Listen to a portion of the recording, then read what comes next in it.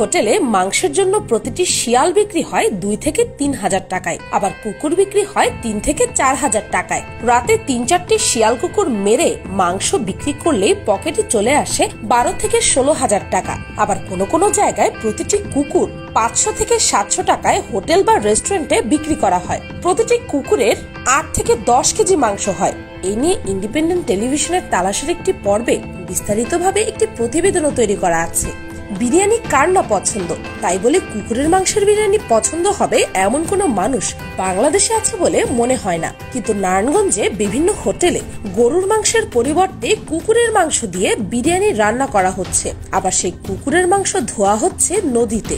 রাতে নদী থেকে ধুয়ে 5টি পলিথিনে 50 কেজি মাংস নিয়ে বাজারে প্রবেশ করার সময় বাজার কমিটির হাতে আটক হয় রাব্বি এবং আরিফ নামের 2 ব্যক্তি।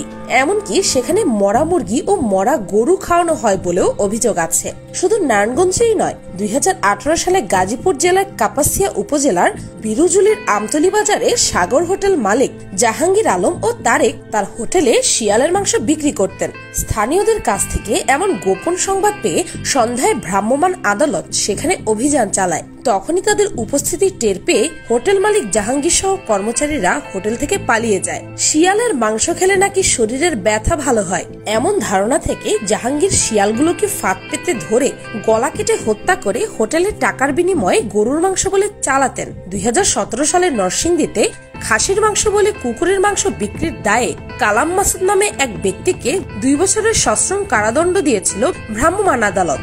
দীর্ঘদিন ধরে কালাম শহরের বিভিন্ন হোটেল ও রেস্টুরেন্টে খাসির মাংস বলে কুকুরের মাংস সরবরাহ করে আসছিল।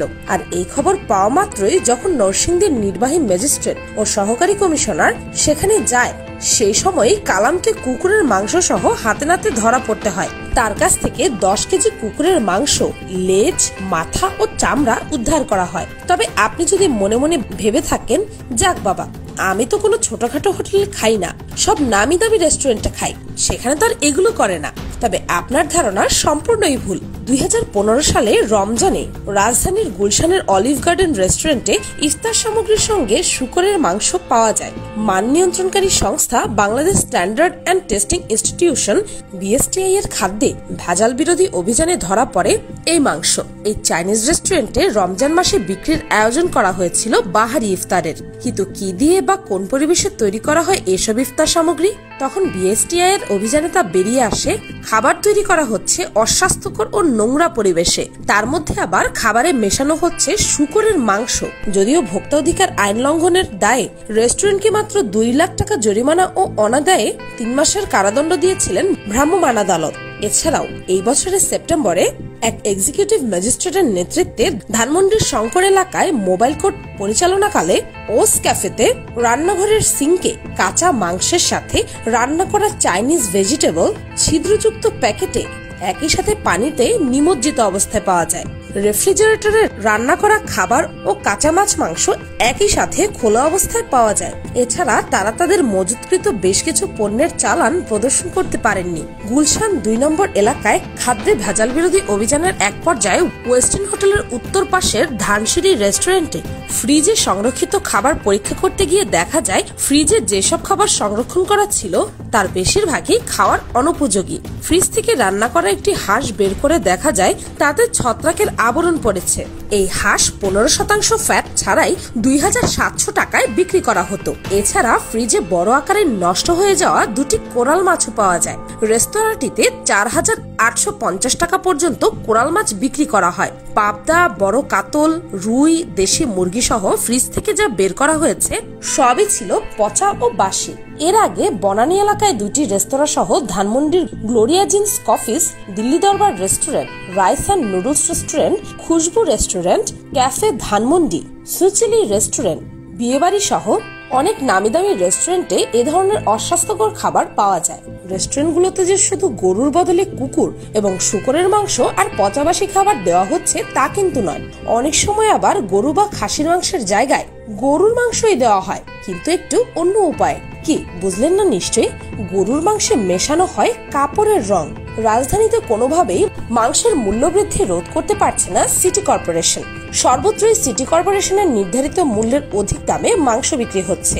তবে মাংস বিক্রেতারা শুধু অতিরিক্ত দামই রাখছেন না, বরং ফ্রিজে রাখা বাসি ও শুকিয়ে যাওয়া মাংসে বিষাক্ত কাপড়ের রং মিশিয়েও তা বিক্রি করছেন। বোতলে রাখা রক্তবর্ণের এসব রাসায়নিক ক্ষণে ক্ষণে মাংসে লেপটে দিয়ে তা সতেজ ও তাজা বলে বোকা বানাচ্ছে ক্রেতাদের। গত বছরই রাজধানীর নিউ মার্কেট কাঁচা বাজারে অভিযান চালাতে গিয়ে অসাধু 3 মাংস বিক্রেতাকে আটকের পাশাপাশি রং মেশানো 6 মণ মাংস জব্দ করা হয়। আসলে ম্যাজিস্ট্রেট অভিযানের সময় কাঁচা বাজারের দোকানগুলোতে মাংসের দাম যাচাই করছিলেন।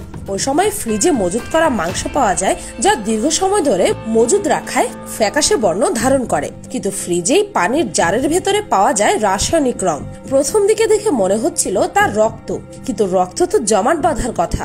এরপরই জিজ্ঞাসাবাদ মেলে এই বিষাক্ত রক্তের কথা, যা ক্ষণে ক্ষণে মাংসের সঙ্গে মিশিয়ে তা টাটকা ও তাজা রাখতে ব্যবহার করা হয়। এছাড়াও এখন বাজারে আসছে চীন থেকে নকল গরুর মাংস। চীন যে নকল জিনিস চোখের পলকে বানিয়ে ফেলতে পারে, এটা তো আমরা সবাই জানি। এখন তারা বানাচ্ছে নকল গরুর মাংস। পুলিশ 17,500 কেজি নকল মাংস উদ্ধার করে। আসলে সেগুলো ছিল শূকরের মাংস।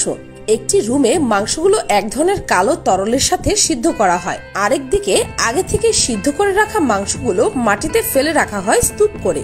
চারপাশে মাছি ভনভন করছে। মনোস্করিব্রিন, প্যারাফিন, মোম, ইন্ডাস্ট্রিতে ব্যবহৃত লবণ ও আরো বেশ কিছু নিষিদ্ধ রাসায়নিক দ্রব্যের মাধ্যমে শূকরের মাংসকে গরুর মাংসে রূপ দেওয়া হয়, যা আমাদের স্বাস্থ্যের জন্য ভীষণ ক্ষতিকর।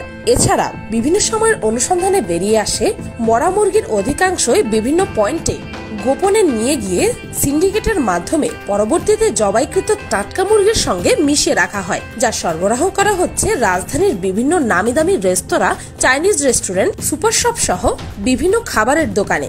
মারা যাওয়া মুরগির পাশাপাশি অসুস্থ, স্ট্রোক করে মরে যাওয়া মুরগিও দ্রুত জবাই করে বিক্রি করা হয় বড় বড় সুপার শপে, এবং বিভিন্ন কমিউনিটি সেন্টারের অনুষ্ঠানেও অনেক সময় মরা তাজা মুরগি মিশিয়ে একসঙ্গে সরবরাহ করা হয়। আর গরুর নামে মহিষ ও খাসির পরিবর্তে ভেড়ার মাংস বিক্রি করার ঘটনা তো ঘটছে অহরহ। একই রকম দেখতে বলে ক্রেতারা নিজেরাও বুঝতে পারছেন না তারা আসলে কি খাচ্ছেন। আর কম দামে মরা মুরগি এনে ফরমালিনে ডুবিয়ে পেটির মধ্যে ভরে হোটেলগুলোতে সাপ্লাই দেওয়ার ঘটনা তো আছে। এই তো গেল খাবারের ভেজালের কথা, কিন্তু যেখানে রান্না করা হচ্ছে আমাদের সব পছন্দের খাবারগুলো, সেই পরিবেশটা কতটা পরিষ্কার পরিচ্ছন্ন আপনি কি সেটা জানেন? খাবার হোটেল বা রেস্টুরেন্টগুলোর বাইরের দৃশ্য চকচকে থাকলেও খাবার তৈরির জায়গা দেখলে সচেতন মানুষ আটকে উঠবেন। অস্বাস্থ্যকর পরিবেশে তৈরি খাবার পরিবেশন করা হচ্ছে চাকচিক্যে ভরা পরিবেশে। এদিকে ছোট হোটেলগুলোর চেয়ে অনিয়ম চলছে বেশি চাইনিজ রেস্টুরেন্টগুলোতে। চাইনিজ রেস্টুরেন্টগুলোতে শীতাতপ নিয়ন্ত্রিত হলেও ভেতরের রান্নাঘরের অবস্থা খুবই অস্বাস্থ্যকর। এছাড়া খাবারে মেশানো হয় মানবদেহের জন্য ক্ষতিকারক নানা রাসায়নিক। নোংরা অস্বাস্থ্যকর পরিবেশ, বাবুর্চি ও রান্নার কাজের সহযোগীদের গা থেকে ঘাম ঝরে পড়ছে খাবারে। কাটাকুটি চলছে স্যাঁতস্যাঁতে মেঝেতে, হাত না ধুয়েই চলছে রান্না। জুতো পরে হাঁটছে যে ফ্লোরে, সেখানেই কাটছে সবজি, আবার রাখা হচ্ছে খোলা, তাতে পড়ছে ধুলাবালি আর ভনভন করছে মাছি। কড়াইগুলোতে পুরনো তেলেই চলছে ভাজা পোড়ার কাজ। শ্রমিক কাজ করছেন, তাদের হাতে কোনো গ্লাভস নেই। দুর্গন্ধের চোটে ওই কক্ষে বেশিক্ষণ অবস্থান করার কোনো উপায় নেই। রমজান মাসে ক্রেতা কম হওয়ার কারণে রান্নার চাপ অনেকটা কমে যায়, আর যখন ক্রেতার চাপ বেশি থাকে তখন রান্নাঘরের অবস্থা আরো খারাপ থাকে, কারণ দ্রুত খাবার সরবরাহ করতে গিয়ে পরিষ্কার পরিচ্ছন্ন রাখার বিষয়টিতে গুরুত্ব দেওয়া হয় না। প্রায় বেশিরভাগ রেস্টুরেন্টেই রান্না করার ঘরে সাধারণত গ্রাহকদের প্রবেশের কোনো সুযোগ নেই। হোটেলের সামনের সাজসজ্জা করা অংশে খাবার খেয়ে বিল পরিশোধ করে বেরিয়ে পড়েন গ্রাহকরা, কিন্তু কোনো গ্রাহক যদি এসব হোটেলের রান্নাঘরের পরিবেশ দেখতেন তাহলে কেউই এ খাবার মুখে তুলতেন না। তাই কোনো খাবার খুব পছন্দ হলেই হুট করে খেয়ে ফেলবেন না, যাচাই করে খাবেন। অর্থের লোভে মানুষ অন্ধ হয়ে যায়, তখন যে কোনো অপরাধে লিপ্ত হতে তাদের বিবেক বাধা দেয় না। মানুষ কতটা জঘন্য হলে তার নিজের হোটেল রেস্টুরেন্টে গরু ছাগলের মাংসের পরিবর্তে কুকুর, কাক, শিয়াল এবং শূকরের মাংস খাওয়ায়। তার মধ্যে অস্বাস্থ্যকর পরিবেশে তৈরি করা খাবার খেলে অবশ্যই স্বাস্থ্য ঝুঁকি থাকে। এসব খাবার খেলে ডায়রিয়া, আমাশয়, টাইফয়েড, হেপাটাইটিস সহ বিভিন্ন সংক্রামক রোগ, আলসার পর্যন্ত হতে পারে। এর মধ্যে হেপাটাইটিস মারাত্মক আকার ধারণ করতে পারে। সেজন্য রাস্তার পাশের অস্বাস্থ্যকর খাবার পরিহার করা উচিত। এখন আপনার মনে প্রশ্ন জাগতে পারে, অস্বাস্থ্যকর পরিবেশ, তাও তো চেষ্টা করলে দেখে বোঝা যাবে, কিন্তু যে নকল আইটেম বানানো হয় কুকুরের মাংস দিয়ে, শূকরের মাংস দিয়ে, সেগুলো কিভাবে চিনবো? যদিও তারা বলেন কুকুরকে নাকি হালাল ভাবেই জবাই করা হয়, তাই মাংসে কোনো সমস্যা নেই। তাই বলে কুত্তা বিরিয়ানি কে খাবে? কিন্তু আপনি চিনবেন কিভাবে? তারা খাবারের মধ্যে এমন ভাবে মশলা দেয় যে খাবারের স্বাদই একেবারে চেঞ্জ হয়ে যায়। অনেক তো দেখলেন ভেজাল মাংসের কারুকার্য। এবার আপনাদের অনেকের মনে নিশ্চয়ই একটা প্রশ্নই ঘুরঘুর করছে, তাহলে এই নকল মাংসের মাঝে আসল মাংস চিনবো কি করে? তারও উপায় জানা আছে। তবে হ্যাঁ, যদি মাংসের মধ্যে সামান্য ঝাঁজ থাকে এবং মাংসের অংশগুলো চিকন হয়, তাহলে বুঝতে হবে অন্য কিছু খাচ্ছি আমরা। আর গরু মহিষের মাংস চেনার উপায় হচ্ছে, মহিষের মাংস গরুর মাংসের তুলনায় অনেক বেশি টকটকে লাল আর ঘন আঁশযুক্ত হয়ে থাকে। গরুর মাংস হালকা লাল হয়, মাংসের আঁশ চিকন হয়ে থাকে। গরুর চর্বির রং হয় ঘোলাটে হলুদ, আর মহিষের মাংস টকটকে কালচে লাল হয়, আঁশ মোটা হয়ে থাকে। মহিষের চর্বির রং হয় সাদা। বিভিন্ন রেস্টুরেন্টে কালাভুনা তৈরি হয় মহিষের মাংস দিয়ে। গরুর মাংস বেশি সময় ধরে জাল দিলে গলে যায়, কিন্তু মহিষের মাংস তুলনামূলকভাবে বেশি তাপমাত্রা সইতে পারে। খাসি, বকরি বা ভেড়ার মাংসের পার্থক্য করা খুবই কঠিন। সাধারণত খাসির মাংসে চর্বি বেশি থাকে, বকরির মাংসে চর্বি কম। ভেড়ার মাংসের গন্ধটা একটু আলাদা। বড় ভেড়ার মাংসের স্বাদ দুম্বার মাংসের মতো। এছাড়া মুরগির মাংস পুরনো হলে বা সেটিকে পানি ছিটিয়ে টাটকা করার চেষ্টা করা হলে সেটি থেকে মাংসের স্বাভাবিক গন্ধটাই চলে যায়। মাংস থেকে একটা খারাপ বোটকা গন্ধ বের হবে। মুরগির মাংস টাটকা হলে সেটির রং হবে হালকা গোলাপি। মাংস বাসি হলে তার রং পাল্টে যাবে, তখন রং কিছুটা ধূসর বা ফ্যাকাশে হয়ে যায়। কাটা মাংসের রক্ত জমাট বেঁধে থাকলে সেই মাংস এড়িয়ে চলুন, কারণ সদ্য কাটা মাংসে বা কাটার 5 থেকে 10 মিনিটের মধ্যে রক্ত জমাট বাঁধার কথা নয়। প্যাকেটজাত মাংস কেনার সময় লক্ষ্য রাখুন প্যাকেটটি ঠিকঠাক মতো সিলড কিনা। প্যাকেটের পলিথিনে যদি কোনোভাবে ফুটো থাকে বা সেটা খোলা থাকে, তাহলে সেই মাংস না কেনাই ভালো। হাত দিয়ে আলতো চেপে পরখ করে দেখে নিন কাটা মাংস খুব শক্ত বা খুব নরম লাগছে কিনা। খুব শক্ত বা খুব নরম হলে সেই মাংস কিনবেন না। মাংস টাটকা হলে তাতে আলতো চাপ দিলে কিছুটা স্পঞ্জের মতো অনুভব